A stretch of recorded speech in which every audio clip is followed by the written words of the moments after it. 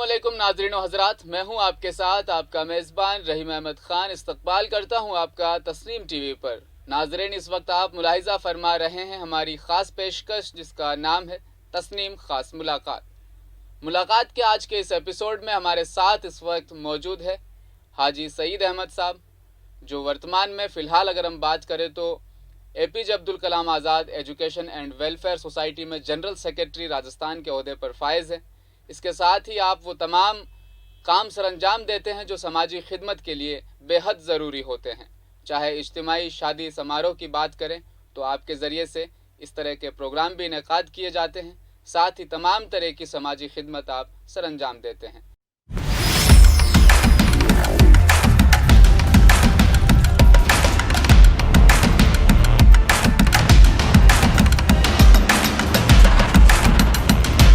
इस्तकबाल है सर आपका तस्नीम टीवी की खास मुलाकात एपिसोड में। हम जानना चाहते हैं सर, ये शादी समारोह का जो ख्याल आपके जहन में आया, ये क्या था असल में मुस्लिम कौम की हालत दिनों दिन बद से बदतर होती जा रही है जी। और उनका जो खर्च का हिसाब है वो एजुकेशन से हटकर शादी समारोह या पैदाइश के यौम पैदाइश के पर खर्च करने का ज़्यादा बना हुआ है।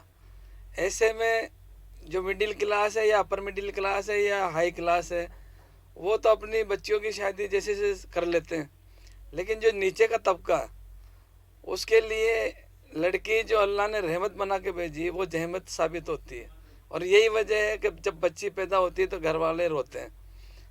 तो कौम की जब हालत देखता था मैं, तो मेरे मन में शुरू से ये था कि हम हमारे समाज में एक इज्तिमाई शादी का चलन पैदा करेंगे ताकि बच्चों की शादी आसानी से हो। और यही वजह थी कि मेरी बच्ची, मेरे एक ही लड़की है, मैंने पहला सम्मेलन जो किया उसमें मैंने मेरी बच्ची की शादी की और उसमें 69 जोड़ों की शादी हुई। उसके बाद 4-5 सम्मेलन और करे जिसमें लगभग 300 शादियाँ हुई। तो उससे आज ये है कि कौम के लोग कहीं भी जहाँ सम्मेलन होता है तो वो अपने बच्चों की शादी वहाँ जाकर कर लेते हैं, तो उनको एक बड़ा मदद मिलती है इन बच्चों की शादी में। एक बहुत बड़ी माली मदद मिल जाती है असल में, जो फजूल खर्ची होती है उससे आप बच जाते हैं, और इज्तिमाई तौर पर जो दुआएं नसीब होती है उसका भी एक अलग मज़ा है। एजुकेशन के लिए सर आपकी जो वेलफेयर एजुकेशन सोसाइटी किस तरह से काम कर रही है, क्या आपकी प्लानिंग है मुस्तकबिल को लेकर? Doctor APJ Abdul Kalam education welfare society, अभी इसका पुनर्गठन हुआ है जिसमें मैं जनरल सेक्रेटरी हूँ। IPS हैदर अली जैदी साहब उसके संरक्षक हैं और हारून खान साहब जो राजस्थान अल्पसंख्यक अधिकारी कर्मचारी महासंघ के अध्यक्ष हैं वो इसके अध्यक्ष हैं, और डॉक्टर नजमुद्दीन कैशियर है, और हमारी टीम है जिसमें और अधिकारी वगैरह भी है, सोशल एक्टिविटिस्ट भी है, बिजनेसमैन भी है। हमारा अभी एक मोटो है कि हम जल्दी ही इंशाअल्लाह 2 महीने या 3 महीने के अंदर एक जयपुर में एक बड़ा हॉस्टल शुरू करने जा रहे हैं। उस हॉस्टल में हमारा मकसद ये होगा कि हम राजस्थान से टैलेंटेड 50 बच्चे छांट कर उनको RS, IAS, RJS इनके लिए तैयारी करेंगे ताकि हमारे बच्चे सर्विस में आएँ, प्रशासनिक उसमें आएँ, ताकि वो समाज का भी भला कर सके और अपनी कौम का भी भला कर सके। और इस मकसद को हम आगे बड़े पैमाने पर इंस्टीट्यूशन खोलने में, चाहे वो नर्सिंग कॉलेज हो, चाहे लॉ कॉलेज हो या और दूसरे एजुकेशन के कॉलेज हैं, वहाँ तक आगे ले जाने का हमारा मंसूबा है। शुरुआत इंशाअल्लाह अगस्त में हो जाएगी। फिल वक्त क्या आप हालात मानते हैं इस वक्त के, इस वक्त इस तरह के हालात हैं कि हम एजुकेशन में इतने ज़्यादा पिछड़े हुए हैं या हम आगे हैं या हमें मज़ीद आगे आने की ज़रूरत है? वर्तमान में फ़िलहाल अगर मैं बात करूं तो हम किस पोजीशन पर हैं? अक़लियती तबके की बात कर रहा हूं सर। अभी हालात तो बद से बदतर हैं।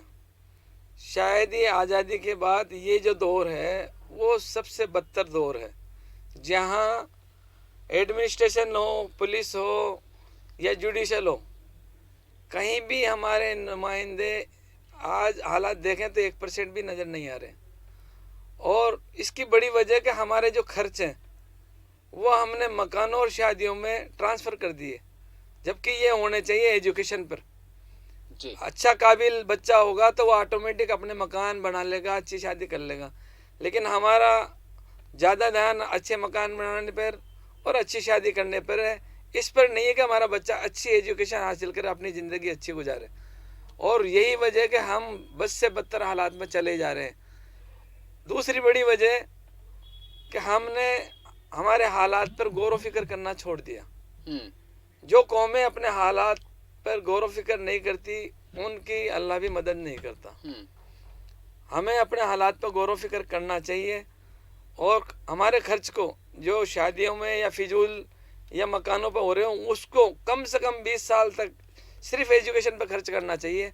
अगर हम ऐसा करेंगे तो इंशाल्लाह हालात बदलेंगे और हमारा मुकाम पहले था, आज़ादी के वक्त हम लोग सर्विस में 40% हुआ करते थे, वो वापस हासिल कर सकते हैं अगर 20 साल हम इस पर गौर कर लें। एजुकेशन पर अगर हम काम बिल्कुल एजुकेशन पर काम कर लें। तालीम बेहद ज़रूरी। एक इल्ज़ाम सर आयद किया जाता है मुस्लिम तबके के ऊपर कि जब आप मदरसे जाएंगे, मॉडर्न एजुकेशन नहीं लेंगे, कंप्यूटर से दूरी बनाएंगे तो फिर आप ज़माने के साथ कैसे चल पाएंगे। इसके ऊपर आपकी ये जो वेलफेयर सोसाइटी किस तरह से काम कर रही है? बिल्कुल बिल्कुल, इसमें हमारे उलेमाओं को मैं क्या कहूँ कि इन्होंने तालीम उसको दो हिस्सों में बांट दिया जी, दुनियावी और दीनी। जी बिल्कुल। जबकि तालीम होती है, मैं आपको बताऊं, नबी करीम सल्लल्लाहु अलैहि वसल्लम ने जब पहली जंग बदर हुई जी, उस वक्त 70 कैदी आपके उसमें आए। उसमें से कुछ कैदियों को इसलिए छोड़ा कि उनसे इब्रानी जबान अपने लोगों को सिखाई और उसको छोड़ा। अगर दीनी तालीम की बात करें तो इब्रानी जबान में कौन सा दीन उनको मिल रहा था? जी बिल्कुल। लेकिन एजुकेशन और तालीम ऐसी चीज़ है जिससे हम दूसरी कौमों से राब्ता कायम कर सकते हैं। ये एक जरिया है हमारे ज़िंदगी को सही तरीके पर लाने का। इब्रानी जबान के जो लोग थे उनसे हम ताल्लुकात कायम कर सके, बिल्कुल, उनसे आगे बढ़ सके, इसलिए अपने लोगों को इब्रानी जबान सिखाई और उसके बदले उसको छोड़ा। तो जब उस वक्त दीनी और दुनियावी तालीम को अलग नबी करीम सल्लल्लाहु अलैहि वसल्लम ने नहीं किया तो आज इस काम को क्यों किया जा रहा? और हमारा माजी अगर हम देखें 800 से 1200 का जो मिडाइवल टाइम है तो सबसे पहली यूनिवर्सिटी मुस्लिम महिला ने बनाई। हवाई जहाज का आविष्कार इब्ने बतूता ने किया, या जितने भी बड़े बड़े काम हैं वो मुस्लिम लोग उसमें हैं। लेकिन उसी वक्त एक हमारे किसी मुफ्ती साहब ने फतवा दिया कि अगर हम अंकों से खेलेंगे यानी गणित के नंबरों से खेलेंगे तो हम दीन से बाहर हो जाएंगे। और उसके बाद से पतन शुरू हुआ, जो आज तक पतन है। आज हम गर्त में हैं। हमें एक तो तालीम को नहीं बांटना चाहिए। हमारे एक हाथ में कुरान होना चाहिए, दूसरे हाथ में डॉक्टर की डिग्री, इंजीनियर की डिग्री, आरएस की डिग्री, आईएएस की डिग्री होनी चाहिए। तभी जाकर हम इस दुनिया में मुकाम अच्छा हासिल कर पाएंगे, वरना तो हम बस से बदतर हालात में जीते चले जा रहे हैं, चले जाएंगे।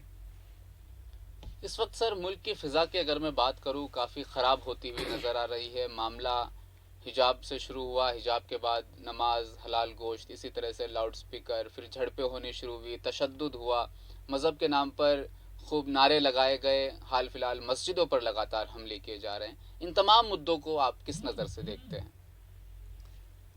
ये जो हालात हैं ये देखो राजनीतिक हालात हैं और ये चलेंगे, क्योंकि एक पार्टी को इससे सत्ता हासिल है, वो डिवाइड एंड रूल का काम कर रही है। हमें इन मुद्दों पर गौर व फिक्र कर कर हिकमत अमली से काम लेना चाहिए। मान लो अगर हम कमज़ोर हैं तो सब्र से काम लेकर हमारे आने वाले वक्त के लिए हम इंतज़ार कर सकते हैं। लेकिन हम लोग वक्ती रिएक्शन देते हैं। जैसे हिजाब का ही मामला आया, चुनाव चल रहे थे यूपी में, कर्नाटक में उसको उठाया और वो पूरे यूपी में और पूरे इंडिया में फैला। नतीजा ये होगा यूपी में वहाँ हिंदू मुस्लिम का मामला बना और हिंदू एकजुट हुए, उन्होंने यूपी योगी सरकार जिताई। और हम अपने उस आज हिजाब कहाँ है? मुस्लिम कौम की हालत ये होगी कि इन लोगों ने देख लिया कि इसके पिंच करो तो ये उछलती है, रिएक्शन देती है। वो पिंच करते हैं, हम रिएक्शन देते हैं, उसका फ़ायदा वो राजनीतिक लेते हैं और वो अपनी सत्ता हासिल करते चले जा रहे हैं। हम इस बात को समझ नहीं पा रहे। हमें बजाय रिएक्शन देने के हमारे हालात पे गौर कर कर उन चीज़ों को अपनाना चाहिए जो हमारे भले की हो। हम उसको वक्ती तौर पर करते हैं। अब हिजाब के मामले में पूरे इंडिया में कई जगह प्रदर्शन हुए, लेकिन आज सच्चाई ये है कि हमारे कितने प्रतिशत लोग हिजाब लगा रहे हैं। स्कूल जाने वाले भी कितनी % बच्चियां हिजाब लगा रही है। और एजुकेशन में हिजाब कोई मसला नहीं है। आज सभी बहुत सारे स्कूलों में बच्चे हिजाब लगा जा रही, कोई नहीं रोक रहा उनको।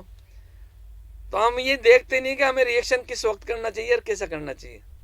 बजाय इसके कि हम सड़क पर आके चंद लम्हों में बुलबुले की तरह आते हैं और फिर फुस हो जाते हैं, और उसका फ़ायदा भाजपा या आरएसएस वादी वो उसका उठाकर अपनी सत्ता हासिल करे चले जा रहे हैं।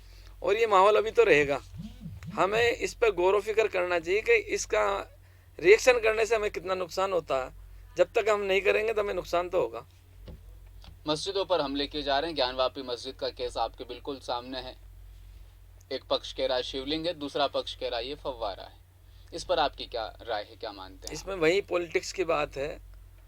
हमें ये समझना चाहिए कि भारतीय जनता पार्टी या आरएसएस, इनका एक एजेंडा है कि माइनॉरिटी को टारगेट करो ताकि बाकी जो हिंदू हैं वो हमारे साथ रहे।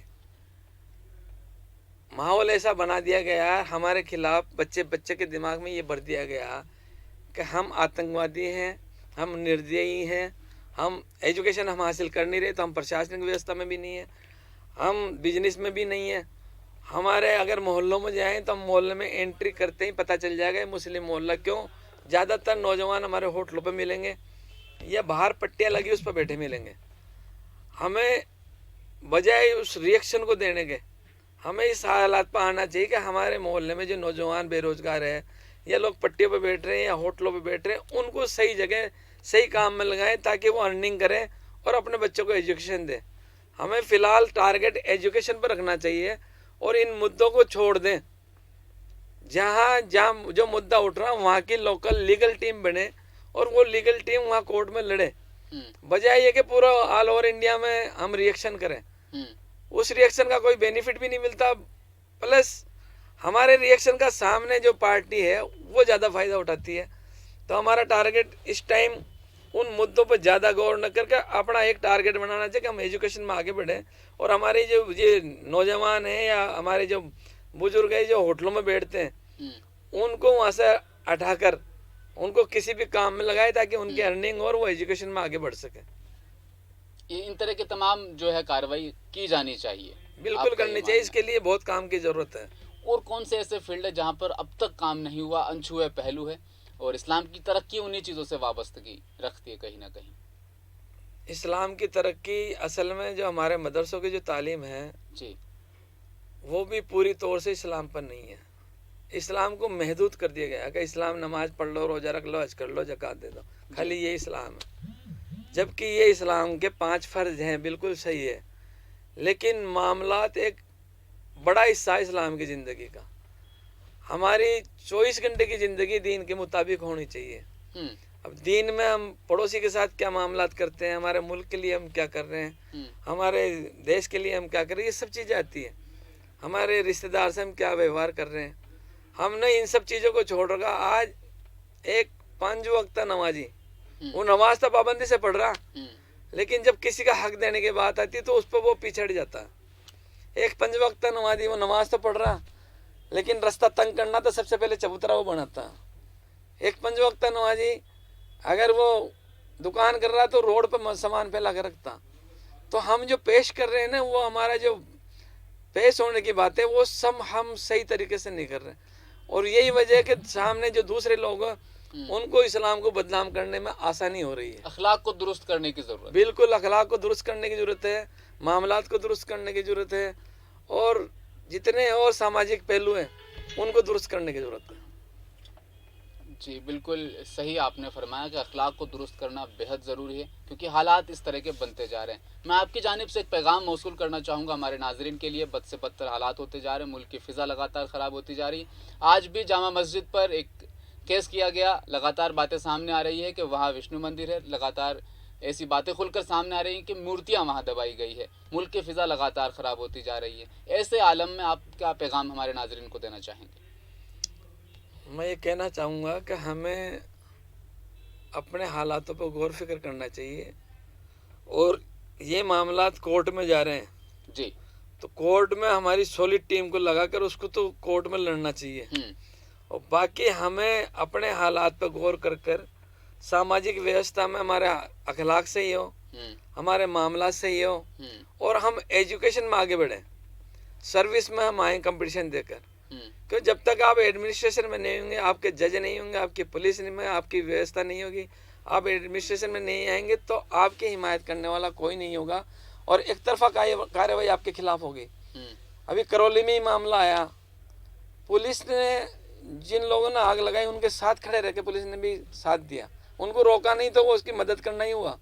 तो ये व्यवस्थाएं आएंगी अगर आप लोग प्रशासन में नहीं आएंगे, आप लोग जुडिशल में नहीं आएंगे, आप लोग एजुकेशन पुलिस प्रशासन पुलिस में नहीं आएंगे तो ये सब चीज़ें होंगी।